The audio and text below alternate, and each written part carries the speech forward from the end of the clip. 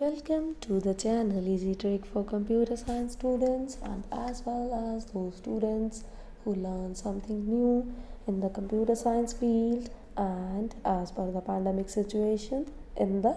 virtual field, because you all know that the issue of pandemic is very peak level is on the peak level, and the virtual reality, the computer science field is very helpful to all of you. So that is the new series already started by the yesterday on the channel by the types of operating system, and this is the part number 2. So in the part number 1 we discussed about the types introduction and about the single user and single tasking operating system,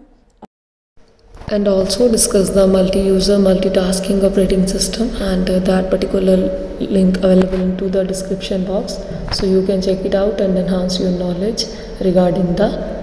computer system and operating system that you deal into your computer and mobile systems also. So now we will continue to the next type of the operating system, that is the batch processing operating system. That is also a very good type of operating system, and you all will touch that step after that how it deal in your mobiles and in the desktop computers. So first काम है इसका इन batch processing system में जो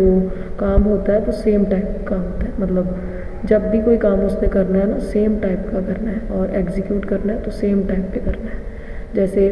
MS office का MS word के component आपने printing के लिए दिए, मान लो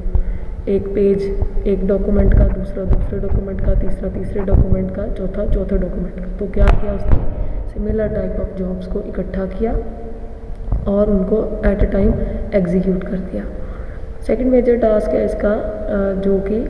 बहुत सारी टास्क का ट्रांसफ़र जो होता है वन जॉब से नेक्स्ट जॉब को उसके ऊपर कंट्रोल करना। जैसे कि आपने आज एक MS वर्ड का टॉपिक देखा और उसको दिया प्रिंट आउट में और फिर MS पावर पॉइंट का दिया, तो इसने क्या किया, स्विच किया, एक के निकाले सिमिलर जॉब को इकट्ठा कर दिया, पावर पॉइंट के इकट्ठे कर दिए, फिर आपके पार्ट के इकट्ठे कर दिए और नेक्स्ट जो है उसके बाद वो जॉब सबमिटेड कर देता है कंप्यूटर ऑपरेटर को, चाहे वो पंच कार्ड के थ्रू होनी हो या फिर पर्टिकुलरली हमारी इसके थ्रू होनी हो कि आपने डायरेक्टली प्रिंटर को कमांड देनी हो, स्कैनर को कमांड देनी हो, कैमरा को देनी हो,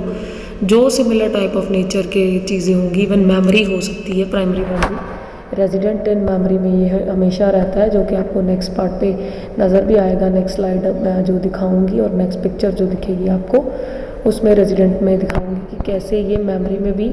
स्विच करता रहता है एक जॉब से दूसरी जॉब के ऊपर। और कॉमन इनपुट डिवाइसेस जो होते हैं जैसे कार्ड रीडर्स हैं, टेप ड्राइव्स हैं, जैसे कि CD DVD, आपके जो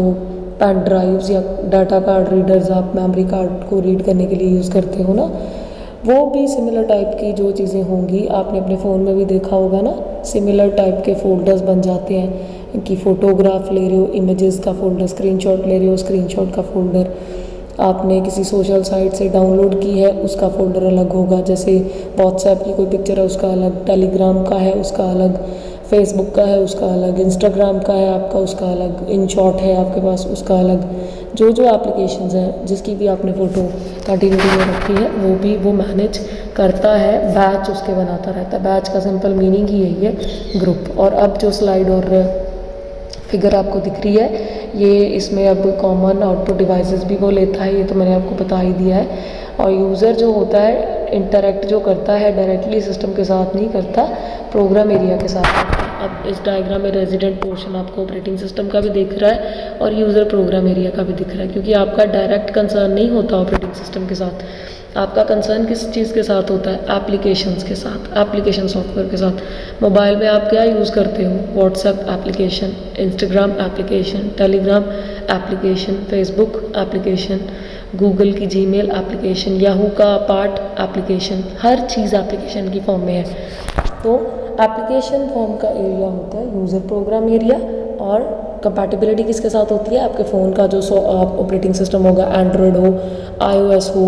या फिर विंडोज़ का हो, एंड जो कंप्यूटर यूज़ कर रहे हैं उनका विंडोज़ का ही होगा, Windows operating system either Unix हो, लाइनक्स हो, डॉस का हो, डॉस ऑपरेटिंग सिस्टम हो, यूनिक्स भी हो सकता है। ये सारे ऑपरेटिंग सिस्टम जिसके साथ भी डीलिंग होनी है इसकी ऐसे ही होनी है रेजिडेंट पोर्शन में। रेजिडेंट का मतलब कि जो प्राइमरी और सेकेंडरी मेमोरी के पार्ट को कैसे चला रहे हैं, या प्राइमरी मेमोरी में ही वो चीज़ है तो कैसे वो शिफ्ट करता है, स्विच करता है। तो स्विच वो करता रहता है, ये आप सब ने देखा होगा। और फुल फ्लेज कंट्रोल करता है प्रोग्राम को, डाटा को। जब आप ऑपरेटिंग सिस्टम को कोई कमांड देते हो, मान लो आपने अपने फ़ोन का टाइम ठीक किया तो ऑपरेटिंग सिस्टम को कमांड गई, कंप्यूटर का टाइम ठीक किया उसको कमांड गई। ऐसे फंक्शंस जो कमांड फॉर्म में उसको जा रहे हैं वो ऑपरेटिंग सिस्टम के, और जो आप एप्लीकेशन से कोई परफॉर्मेंस उसको देते हो तो वो बैच वाइज इकट्ठी करके सेम काम जो रख देता है आपके लिए, वो है batch processing. So next tutorial as per the schedule by tomorrow आपको मिलेगा for the next type B. Until then take care, stay safe and thank you.